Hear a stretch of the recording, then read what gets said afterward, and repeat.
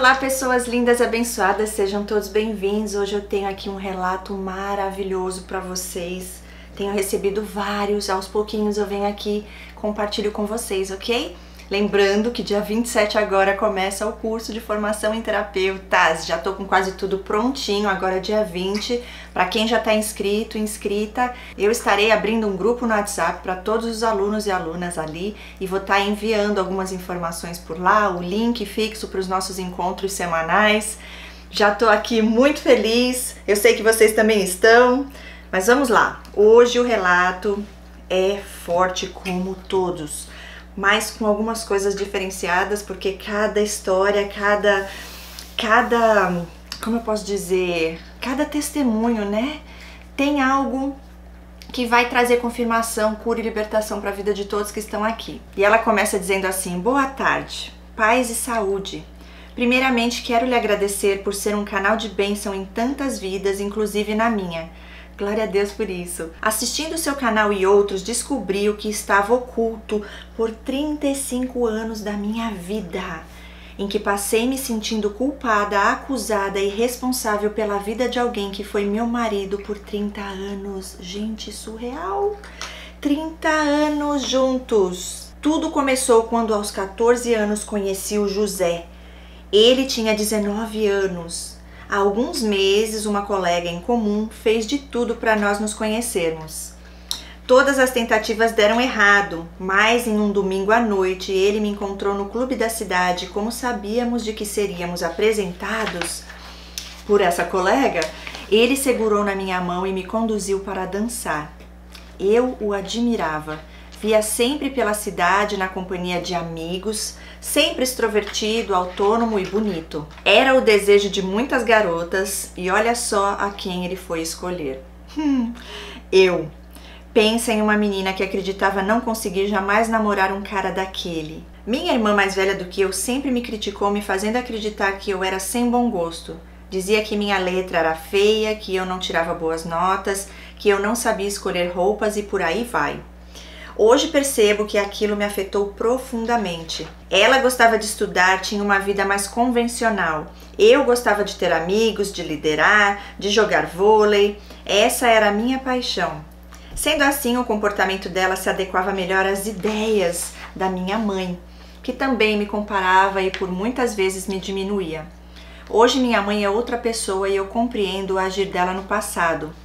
Voltando ao José, ele me fez sentir coisas que eu jamais imaginei sentir, sem contar que o seu jeito responsável e protetor, na época, era um dos poucos que tinha carro, e ela coloca entre parênteses, apesar de ser do pai, ele tinha todo o tempo que precisasse, e isso dava a ele poder.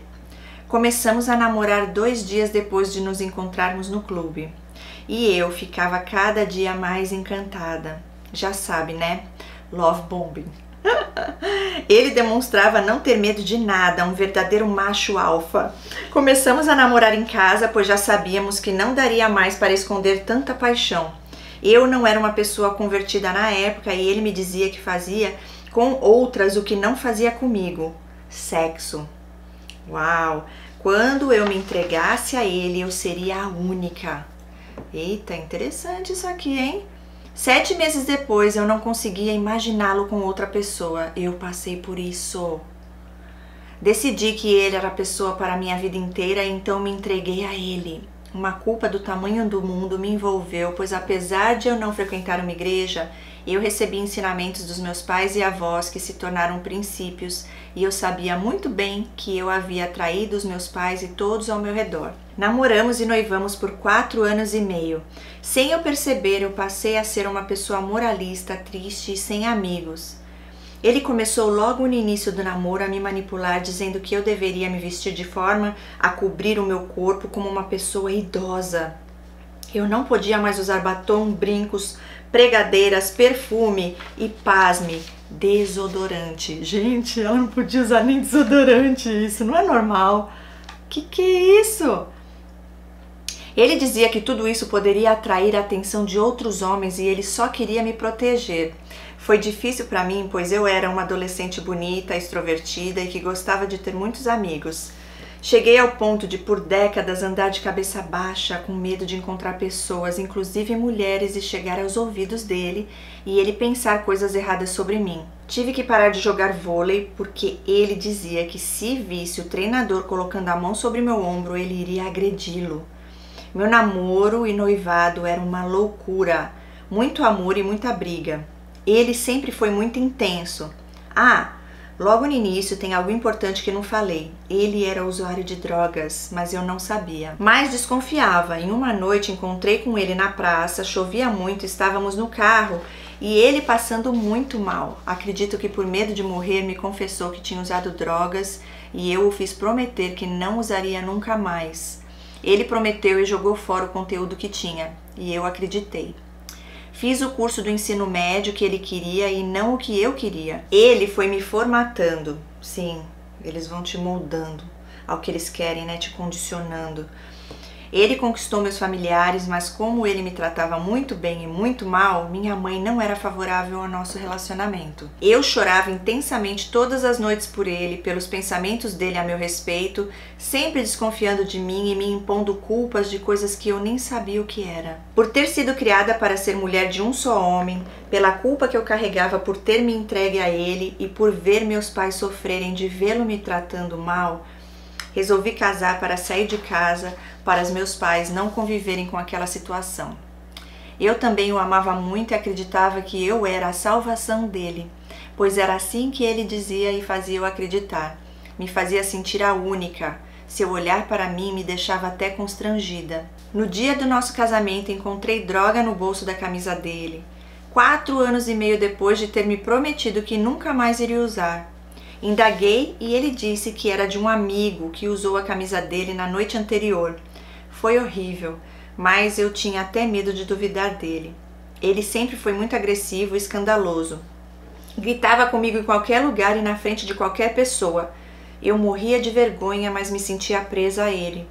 Depois de casarmos, as coisas não mudaram. Ele continuava saindo, bebendo com os amigos e me deixava poucas vezes sozinha. Também é importante ressaltar que o apetite sexual dele era muito grande. Não tinha dia, hora ou lugar. Ele sempre estava disposto e sempre conseguia o que queria. Tivemos uma menina e ao olhar a menina, ele disse ter sentido nojo de chegar perto dela com cheiro de cigarro e decidiu parar de fumar. Também aconteceu um episódio 1 ano antes que o fez parar de beber. Parecia que tudo estava bem. Engravidei novamente. Tivemos 2 filhos maravilhosos, mas antes eu tive 2 abortos espontâneos. Acredito que o primeiro foi por causa do sofrimento que eu vivia com ele, muitos gritos, acusações e manipulações. Qualquer coisa que acontecesse, eu era culpada. Aconteceu que minha irmã se converteu e falava muito de Jesus para mim. Diante de tudo que eu estava vivendo, encontrei paz ao me converter. Glória a Deus por isso. Ele foi o primeiro a ir para a igreja, mas com o objetivo de ajudar a igreja e não de ser ajudado. Me apaixonei por Jesus e entendi que eu queria anunciar o evangelho e trabalhar pela causa do reino. Caminhava com as crianças para a igreja e ele, pouco presente, dizia que tinha que trabalhar para nos dar o melhor, e eu acreditava. Acostumei a caminhar sozinha.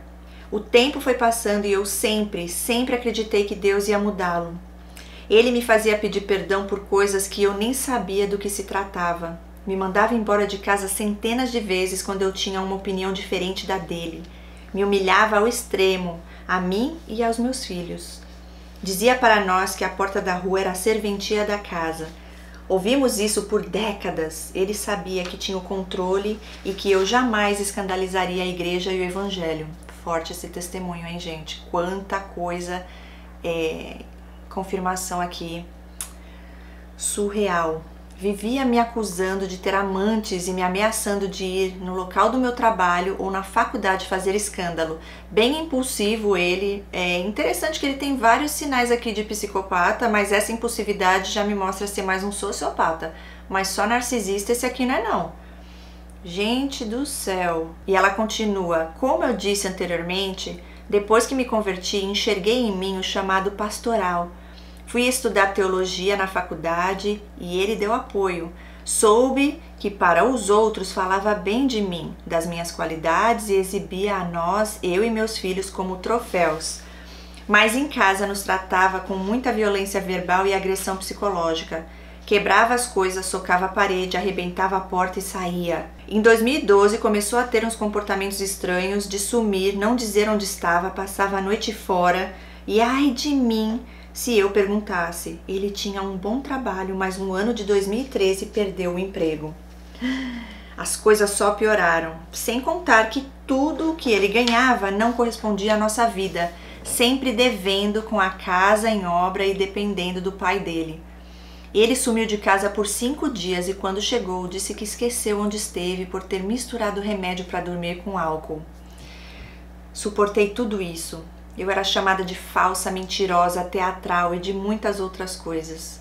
Chegou a dizer que eu não era mulher para ele. Encontrei um monte de mulher conversando com ele. Uau!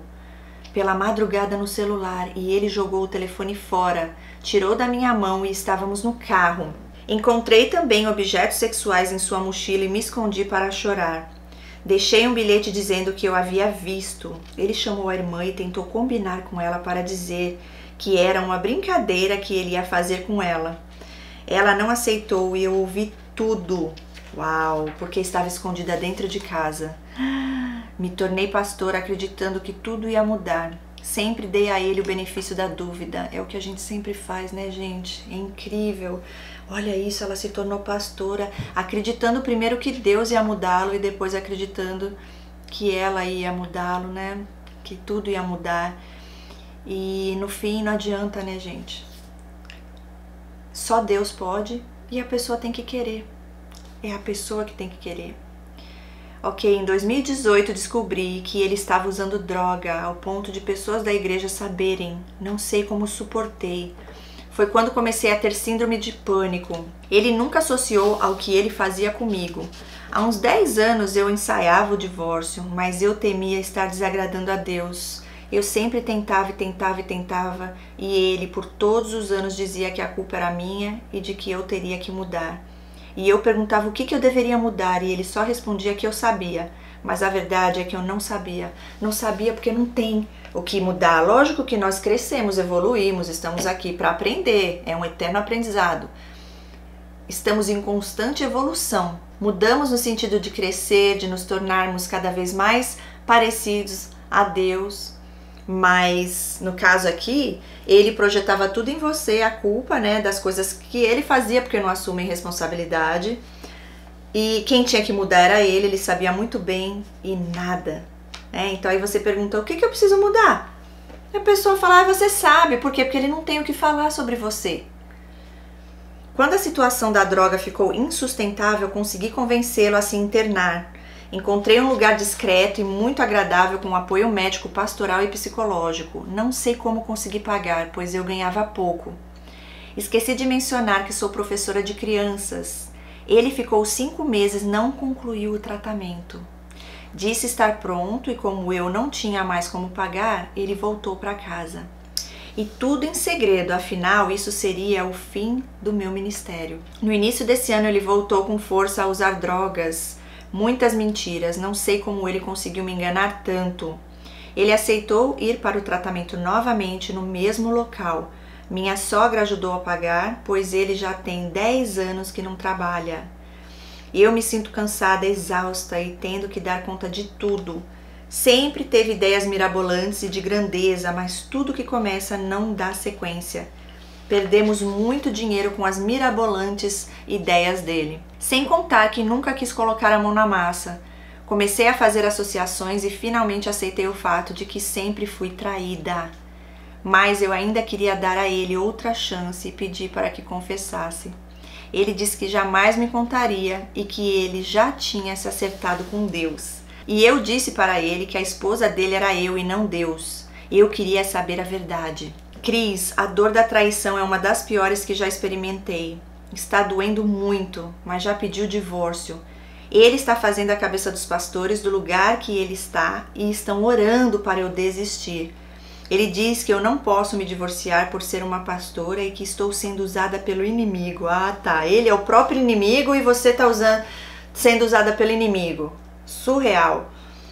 Disse também que por ser pastora não posso sentir raiva e estar com meu coração em escuridão. que devo perdoá-lo e acreditar que ele mudou. Ah, sim, isso sim. Não guardar ressentimento, você perdoa, mas cada um no seu quadrado, ok? Perdoar não quer dizer aceitar abuso e continuar debaixo disso, vivendo no mesmo teto, entre quatro paredes. Não é isso que Deus quer. Você, como pastora, conhecedora da palavra, Deus com certeza já te deu confirmação de que não é isso que Ele quer para sua vida, que você fique com uma pessoa doente no sentido de caráter, traindo. Na palavra de Deus diz que você tem total direito de se divorciar em caso de traição, adultério, e isso aí você já tem, né, confirmação. É lógico que ele não quer, porque ele vai perder muita coisa. Fique firme no que Deus já falou para você. Ainda diz que quer me restituir.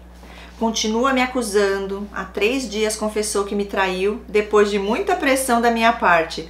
Foi horrível para mim. Fiz a documentação do divórcio e ele se negou a assinar.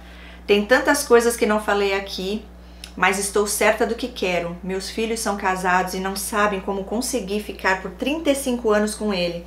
Apoiam o divórcio e estão me ajudando a seguir. Glória a Deus por isso. Estou muito endividada e enquanto ele estiver internado, ficarei na casa, mas já estou procurando um kitnet para mim. Não quero levar nada a não ser meus objetos de trabalho. Em Deus tenho forças para recomeçar e percebo o quanto Deus cuidou de mim e dos meus filhos em todo esse tempo. Glória a Deus. Agora eu sei que vou prosperar e viver. Estou me cuidando, fazendo terapia. Tem dias que estou muito abatida. Outros dias me sinto firme. Mas eu sei que faz parte do processo. Isso mesmo. Independentemente dele assinar ou não o divórcio, já saí dele. Glória a Deus. É isso aí. Esse é o meu relato. Como eu disse, tem muitos detalhes que não expus. Mas hoje, com muita clareza, enxergo o quanto ele me invalidou, me anulou e me manipulou. Mas eu creio que serei a pessoa alegre e livre que fui antes de conhecê-lo. E vai ser muito melhor. Alegre, feliz, hoje ainda com a revelação, pastora, olha só como Deus ele é maravilhoso e mesmo na presença desse ser tentando te pôr lá para trás, te puxar para trás, te levar para o fundo do buraco, junto com ele, Deus te fez pastora. Tá vendo? Quando Deus quer, até o inimigo ajuda, porque ele ainda te motivou a estudar teologia, né? Então, ele achou que isso ia cooperar para o bem dele, que você nunca ia ter coragem de sair disso. Ele usa isso para te culpar, distorcendo a palavra de Deus. Mas Deus, ele mostra a verdade e a verdade dele nos liberta. E glória a Deus por isso, glória a Deus pela sua vida e por esse testemunho. E olha o propósito maior de Deus aí, você como pastora, hoje, tendo esse conhecimento, essa revelação, quantas mulheres e homens você vai poder ajudar dentro das igrejas? Por quê? Porque a maioria dos pastores não fazem isso porque não tem o conhecimento, você passou pela pele. Eu creio que Deus permitiu para que você possa agora estar ali na frente da batalha, dizendo sim, eu passei por isso, sim, eu sou pastora, sim, Deus mandou eu sair, sim, eu divorciei. E Deus disse o ok, então quem é que vai dizer o não se Deus disse o sim?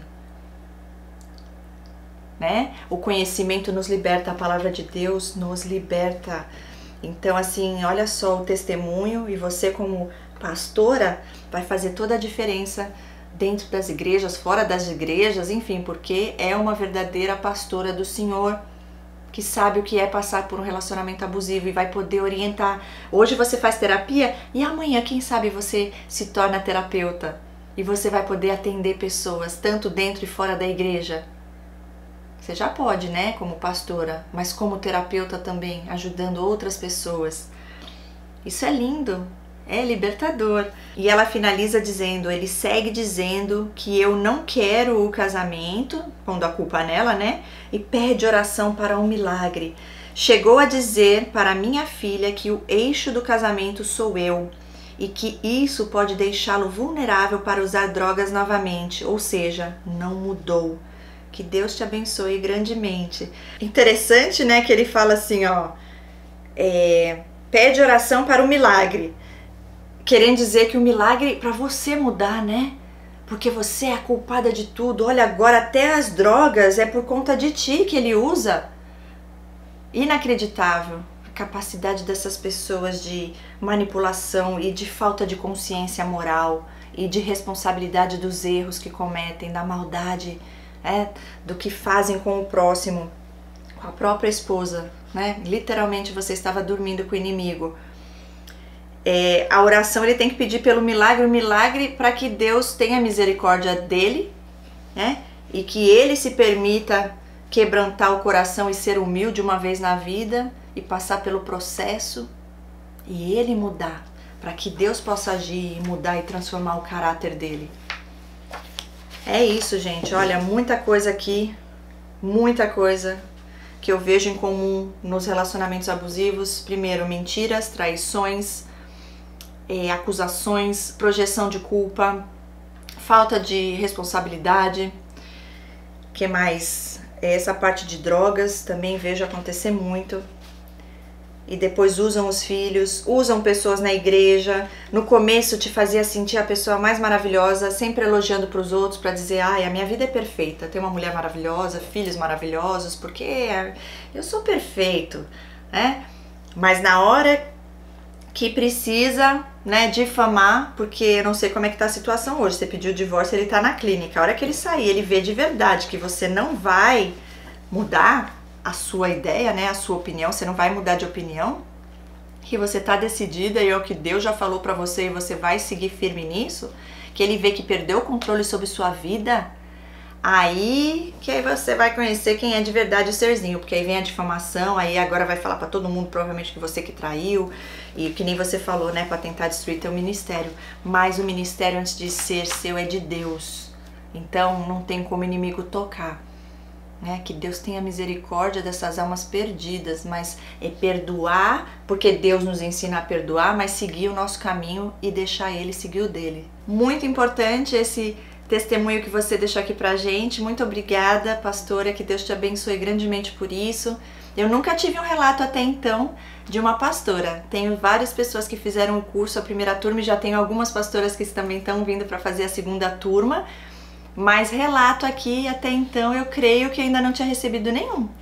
Então, glória a Deus por isso, que fique aqui, né, essa mensagem, o seu testemunho, que eu creio que irá ajudar muitas vidas, principalmente aquelas que estão aí casadas, e sempre com esse medo também que você tinha, né, do que as pessoas vão pensar, se Deus ia ficar triste com você. Você citou aqui uma parte muito importante falando sobre isso. Isso também é uma preocupação que muitas mulheres têm quando pensam em se divorciar. E aí vê, olha, ela é uma pastora e ela está se divorciando. Não é para motivar ninguém a se divorciar, não, gente. Existem casos e casos. Estamos falando aqui de relacionamentos abusivos, de pessoas tóxicas, de pessoas que no mundo espiritual, né, nós sabemos que são pessoas que decidiram seguir a vontade de Satanás. E ele vem para quê? Para roubar, matar e destruir. Existe a parte espiritual, ela não chegou a falar sobre isso aqui, mas com certeza, lógico que tem. Dependendo do caso, lógico, né? Os graus mudam. E é isso por hoje. Esse relato fica aqui para vocês, espero que tenha ajudado. Deus abençoe a todos, um beijo enorme no coração de todos vocês e a gente se vê em breve no próximo relato. Até lá. Tchau, tchau.